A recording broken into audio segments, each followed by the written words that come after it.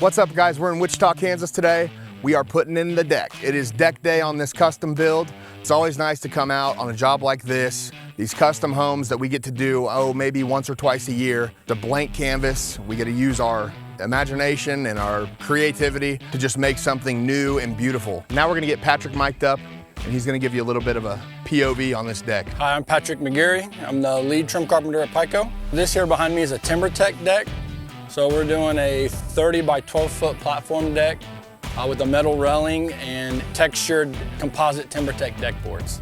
So the benefit of using TimberTech is the warranty it has on it. It pretty much is indestructible. It looks great. They have a faux wood look, multiple colors to choose from. Just the quality of it is outstanding. There's no imperfections in any of the boards. They're all the same, symmetrical. They go on incredibly easy, and the new clip systems that TimberTech uses just makes laying this stuff out completely simple and effortless. I hope you enjoyed. You guys have really been engaging and commenting, liking, sharing. We appreciate it more than you could ever know.